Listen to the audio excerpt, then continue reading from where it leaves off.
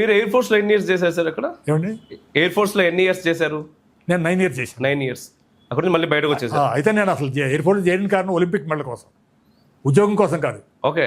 ఉద్యోగం ఏ పని చేయొచ్చు, కొంత 25% దేశభక్తి, 25% జాబు, 50% ఒలింపిక్ మెడల్ కోసం. సో ఇవాళ రేపు ఒలింపిక్ వెళ్ళగలిగే స్థాయికి వచ్చేసాను. ఈ లోపల 9 years అయిపోయింది. ఓకే. ఇంకా కంటిన్యూ చేయాలంటే ఇంకో 6 years అగ్రిమెంట్ రాయాలి. ఈ లోపల రైల్వే వాళ్ళు వచ్చి నా దగ్గరికి నా పెర్ఫార్మెన్స్ చూసి ఇవాళ రేపు ఇతను ఒలింపిక్ వెళ్తాడనే వాళ్ళకి గురి ఏర్పడింది. బయటకు వస్తే ఇట్లా విజయవాడలో పర్మనెంట్ పోస్టింగ్ ఇస్తాం, అటు ఇటు షిఫ్టింగ్ ఉండదు, ప్రాక్టీస్కి ఇంకా ఫెసిలిటీస్ ఇస్తామంటే నేను బయటకు వచ్చినా కాళ్ళకి నాకు కుదరలా. ఓకే. ఏం గేమ్ ఆడేవాళ్ళు మీరు? నేను వెయిట్ లిఫ్టింగ్. మా ఊరిలో ఒక ఆయన కామినేని ఈశ్వరరావు గారిని సాధారణ రైతు 2 సార్లు ఒలింపిక్కి వెళ్ళాడు. ఆయన చూసి నాకు ఆయన చూడగానే నేను ఒలింపిక్ మెడల్ కొట్టాను. బాగుంది సార్. అయితే ఇంతకు ముందు కింద ఆఫ్లైన్ లో మనం మాట్లాడుతున్నప్పుడు మీరు ఒక మాట అన్నారు, ఏంటంటే నేను 11 years నేను ఇక్కడ ఉన్నాను ఎయిర్ ఫోర్స్ లో, కానీ సాటిస్ఫాక్షన్ లేదు, కేవలం బంగ్లాదేశ్ పైన వార్ అప్పుడు మాత్రమే నాకు కొంత సాటిస్ఫాక్షన్ ఉంది, మిగిలినంత లేదు అని. అది ఏంటి, ఇప్పుడు it is a routine life. అక్కడ కూడా పెద్దగా డిఫెన్స్లో కూడా, మరి ఆర్మీలో ఏముంటుందో నాకు తెలియదు, బట్ ఎయిర్ ఫోర్స్ ఎందుకంటే పెద్ద డిఫెన్స్లో ఉండడం, ఒక దేశానికి చేస్తున్నాం అన్నట్టు ఫీలింగ్. ఎందుకంటే ఈ routine life. Any authority I'm a mechanic. అందులో ఎయిర్ క్రాఫ్ట్స్ కూడా లేవు, నన్ను తీసుకెళ్ళి వర్క్షాప్లో పారేశారు. కొన్ని ఎయిర్ క్రాఫ్ట్లో ఉంటే నేను పని చేసేవాడినాము. ఒక 5-6 సంవత్సరాలు అటాక్ చేసాం. వార్ టైంలో మాత్రం ఒక 20 రోజులు ప్లేన్ మీద పనిచేసాం. అప్పుడు థ్రిల్ ఉంది ఆ 15-20 రోజులు వార్ టైంలో. ఎలా ఉండింది సార్ ఆ 15-20 రోజులు మీ మానసిక స్థితి? ఏదో యుద్ధం చేస్తామంటే ఫీల్ అయ్యేవాళ్ళు. కొడుకునేవాళ్ళం కాదు, తినటం పరిగెత్తుకొచ్చేవాళ్ళం. మళ్ళీ ఎయిర్ క్రాఫ్ట్ ఎప్పుడు వస్తుందో దాన్ని రెడీ చేసి పెట్టాలి, మళ్ళీ బాంబింగ్ అంతా బాంబులు గింగులు బిగిచేసి రెడీ చేయాలి. ఎప్పుడో వచ్చేది, ఏ టైం వస్తుందో తెలియదు. అందుకని రూమ్లో పడుకునేవాళ్ళం కాదు, వెళ్ళి ఆ టార్మెక్ మీద పడుకునేవాళ్ళం. అక్కడ ఎక్కడ కట్టుంటే అక్కడ పడుకుని రాగానే దాన్ని ఏదో రెడీ చేసి మళ్ళీ రెడీ.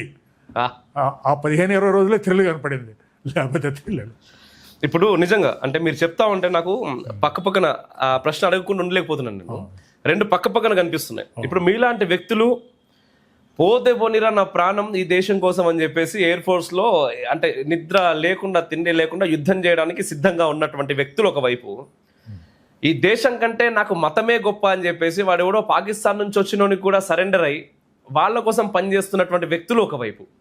ఇవి చూస్తున్నప్పుడు లోపల ఉన్నప్పుడు మీకు ఎలా అనిపించింది? అట్ సేమ్ టైం ఇప్పుడు బయటకు వచ్చిన తర్వాత ఈ రోజు ఇన్ని పరిస్థితులు మీకు, ఇంకా మీరు చెప్పారు 20 అప్పుడు చాలా తెలిసిన విషయాలు చాలా తక్కువ, ఇప్పుడు చాలా ఎక్కువ తెలుస్తున్నాయి అని. అదంతా కంపేర్ చేస్తున్నప్పుడు మీకు ఏమనిపిస్తుంది? రగిలిపోతుంది అండి లోపల బ్లడ్ బాయిల్ అయిపోతుంది. అప్పుడు చిన్నప్పుడు ఇన్ని విషయాలు తెలవు, ఆ ఉద్యోగానికి లిమిటెడ్ ఎక్స్పోజర్ లేదు. బయటకు వచ్చిన తర్వాత కుటుంబ బాధ్యతలు వదిలేసిన తర్వాత ఎన్ని విషయాలతో ఎంత ఈ రాక్షస మోకల్ని, యూరోపియన్ అరేబియన్ మోకల్ని ఇన్ని 100 సంవత్సరాలు ఈ దేశం ఎట్లా బారాంచింది అనేది నాకంటే ఇవాళ because of the democracy I'm like this, I can't do my day. ఈ డెమోక్రసీ లేకపోతే I would have been more than a Shivaji. ఇది అంత బాయిల్ అయిపోతుంది, 80 years old. బట్ అసలు ఎంత బాయిల్ అయిపోతుందంటే ఈ చేతి దుర్మార్గం, గాడిది కొడుకులు, నీ దేవుడు నీ ఏదో ఆటవికులు రాసిన బూతు గ్రంథాలనే నీకు పవిత్ర గ్రంథాలు అయిపోయినాయి విదేశీ. ఇక్కడ మహామేధావులు పండితులు రాసిన పవిత్ర గ్రంథాలు పనికిరాని అయినాయి వాళ్ళకి. వాళ్ళ తొత్తులై వాళ్ళ నా తాత పోరాడాడు, నీ తాత పిరికి పందై మతం మారాడు. ఆశపడ్డారు, లేకపోతే భయపడ్డారు, ప్రలోభపడ్డారు. కానీ ప్రాణాలు కోట్ల మంది 1200 సంవత్సరాలు యుద్ధం చేశారు. ఎన్ని కోట్ల మంది సరిపోతే మనకి స్వాతంత్రం వచ్చింది?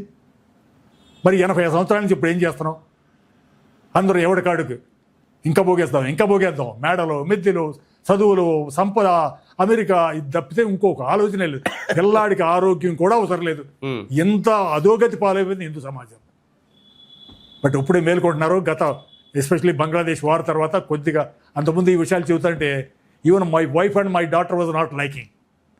మా ఫ్రెండ్స్ ఎవరన్నా బంధువులు కలుస్తారు కదా, కలిసినప్పుడు somehow I bring the topic, nobody likes it. అయినా కూడా నేను వదిలిపెట్టేవాడు కదా. ఒకసారి మా ఆవిడ అంది, మీరు వాతావరణ కాలుష్యం చేస్తున్నారు. నేను మరి ఎందుకు పిలిచాను? నేను చెప్పాను కదా నన్ను పిలవద్దని. పిలిచారో తప్పదని వచ్చాను. I have no, absolutely I have no interest. కుటుంబం కానీ ఇది కానీ నాకు ఏమీ ఇంట్రెస్ట్ లేదు. నా బాధ్యత నేను 100% ఫుల్ఫిల్. 50 ఏళ్ళ వచ్చేవారికి నేను ఒక కుటుంబ పెద్దగా నేను చేయాల్సిన పనులన్నీ పర్ఫెక్ట్గా చేశాను. ఇవాళ నా బాధ్యత అంతా పూర్తిగా సమాజమే. కాబట్టి నన్ను పిలవబాకండి. పిలిచారని నేను ఖచ్చితంగా ఎత్తాను. ఎందుకంటే మీరు ఒక ఆయన అన్నాడు ఇదే సమయం మనం ఈ టాపిక్ మాట్లాడు. మరి నేను ఎక్కడ కలుస్తాం? నువ్వు వ్యాపారంలో బిజీ ఉండవు, నేనేమో ఈ పని మీద ఉన్నాను. మరి నేను కలిసేది ఎక్కడ, ఇంకా మాట్లాడుకునేది ఎక్కడ? కాబట్టి ఖచ్చితంగా నన్ను వచ్చి పిలిచారంటే ఎందుకంటే ఇది నా బాధ్యత. ఇవాళ మీ అందరికీ తెలియజేయడం నా బాధ్యత. సో అందుకని నేను టాపిక్ ఎత్తుతూనే ఉంటాను. మీరు అసహించుకున్నా సరే ఏమన్నా సరే నేను మాత్రం ఇది నా బాధ్యత. అవును సార్, యాక్చువల్గా మీరు అంటే 50 ఏళ్ళు వచ్చిన తర్వాత నుంచి అంటే కుటుంబానికి సంబంధించినటువంటి బాధ్యతలు పూర్తిగా నిర్వర్తించుకొని గత 30 సంవత్సరాలుగా పూర్తి స్థాయిలో సమాజం దేశం అనే దాంట్లో ఉన్నారు కదా. అంటే చిన్నప్పటి నుంచే దాంట్లోనే ఉన్నారు, అండ్ దీంట్లో ఇంకా పూర్తి స్థాయిలో ఎక్కువైపోయింది. ఇప్పుడు తెలిసిన తర్వాత విషయాలు ఎక్కువైపోయింది. ఈ 30 సంవత్సరాల ముందు ఉన్నటువంటి మీరు, 30 సంవత్సరాల తర్వాత ఉన్నటువంటి మీరు, రెండు కూడా మీరే. 30 సంవత్సరాల ముందు మీరు, 30 సంవత్సరాల తర్వాత మీరు, మిమ్మల్ని మీరు చూసుకుంటున్నప్పుడు ఈ దేశంలో ఏదైనా ఒక చిన్న మార్పు వచ్చింది అనే భావన, ఒక సాటిస్ఫాక్షన్ ఏదైనా ఉందా మీకు? గత 2-3 సంవత్సరాల నుంచి మార్పు కనిపిస్తుందా? ఎస్పెషల్లీ బంగ్లాదేశ్ వార్ తర్వాత కొద్దిగా పిల్లలు మేరుకున్నారు. అట్లాగే సోషల్ మీడియాలో ఇప్పుడు ఇంట్లో బోల్డ్ చెత్త వస్తుంది, కానీ చాలా విషయాలు ఇప్పుడు సమాజం తెలుసుకుంటానికి బోల్డ్ విషయాలు. కామన్ మ్యాన్ కూడా వచ్చి బోల్డ్ మంది పనిచేస్తున్నారు. బట్ ఎంత పని చేసినా చాలదు. ఇది ఎంత పని చేసినా ఎంత 2-3% చేసేవాళ్ళు. ఇది బయటకు కనపడేవాళ్ళు. లోపల ఎంతమంది కూడా భావన ఉండా కూడా వెళ్ళి ఓటు కూడా ఇట్లా ఇంకా చాలా మార్పు రావాలి. ఈ మార్పు అవతల శత్రువుకి, దేశద్రోహులకి, ధర్మద్రోహులకి ఏముంది? వాడి మతమే ముఖ్యం. వాడి మతం కోసం ప్రాణం వేస్తున్నాడు. వాడి ఉల్లిపాయల రేటు పెరిగింది, ఇక్కడ పెట్రోల్ రేటు పెరిగింది. ఇవి మన ఆలోచన. మరి ఈ హిందూ సమాజం బయటపడాలి దీని నుంచి. చాలా ప్రమాదంలో ఉన్నాం. బిజీగా ఏంటంటే మీకు చెప్పాలి ఈ విషయం. ఇప్పుడు మాట్లాడుతున్నటువంటి వ్యక్తి and at the same time Hindu సమాజం ప్రమాదంలో ఉంది అని చెప్తున్నటువంటి వారు సామాన్యమైనటువంటి వ్యక్తి కాదు. ఇండియన్ ఎయిర్ ఫోర్స్లో సైతం జాబ్ చేసి అట్ ద సేమ్ టైం ఈ భారతదేశంలోనే one of the biggest business మ్యాన్గా కొన్ని సంవత్సరాల పాటు చూసినటువంటి ఆ స్టార్డమ్ను చూసినటువంటి ఒక వ్యక్తి ఈరోజు మనతో పాటు స్టూడియోలో కూర్చొని ఈరోజు ఈ దేశంలో హిందూ సమాజం చాలా భయంకరమైనటువంటి స్థితిలో ఉంది అని చెప్పేసి మాట్లాడుతూ ఉన్నారు. తప్పకుండా మీరు చూడాలి, ఇది మీరు వినాలి. నేను మధ్యలోనే ఎందుకు చెప్తున్నానో మీకు తర్వాత అర్థమవుతుంది. ఇంకా చాలా విషయాలు ఉన్నాయి వీరితో మాట్లాడేవి. రిఫ్లెక్షన్ ఛానల్ మీ చేయూతని కోరుతుంది. ప్రకటనల రూపంలో, సభ్యుల రూపంలో, వాలంటీర్ల రూపంలో మరియు ఆర్థిక సహాయం రూపంలో మేము మీ సహకారాన్ని కోరుతున్నాము. మనమందరం ఎక్కడా శ్రమను దాచుకోకుండా అంకితభావంతో పనిచేస్తున్నాము. కానీ నేటి ప్రస్తుత పరిస్థితుల్లో కేవలం శ్రమ మాత్రమే సరిపోదు, ఇంకా ఎంతో చేయాల్సి ఉంది. మన వద్ద ఉన్న ఆర్థిక వనరులు ప్రస్తుత అవసరాలకు సరిపోవటం లేదు. కావున మీ అందరి సహకారాన్ని హృదయపూర్వకంగా అర్థిస్తున్నాము. దయచేసి మా ఈ ధర్మ కార్యక్రమంలో మీ వంతు చేయూతను అందించవలసిందిగా కోరుతున్నాము.